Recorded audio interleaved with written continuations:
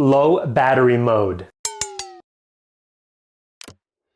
is not just a feature integrated in your mobile phone, it's also something that your body can do, and it might be hindering your progress in your journey. And I learned this personally. When my body's battery was close to being empty, I would put myself on low battery mode. Just like your phone, low battery mode is conserving those last 20 to 10% of energy that you have remaining by expending the least amount of energy possible. For different people, low battery mode can take different forms. We typically see it in the form of lying on the couch, mindlessly browsing social media, binging Netflix episodes, ordering takeout or Uber Eats, or sleeping in.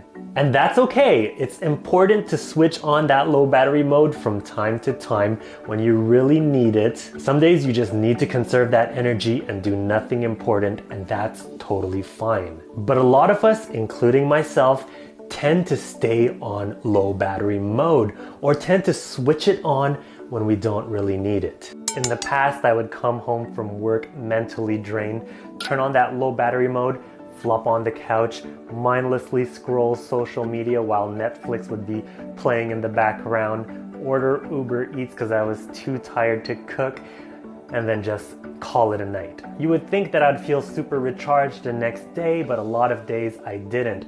Waking up and sometimes even needing to turn on low battery mode as soon as I got up, with hopes to just coast through the whole day with the goal to expend the least amount of energy as possible. That's when I realized that I was just living life to survive and not to thrive. I wasn't actively working at recharging my batteries. I was just trying to conserve the little energy that I had left. But you can recharge your batteries and keep them full. Your body can hold so much more energy and power. It's not just a matter of conserving energy, it's a matter of producing it. And you can do that in different ways. Resting is one, of course, but exercising, moving, eating nutritious foods, and also nourishing your mind and your soul. It's being less passive and more active. We gotta switch our mindset from survive to thrive. And that's what will make the difference between regression and progression in your journey. So whenever you're ready, let's recharge.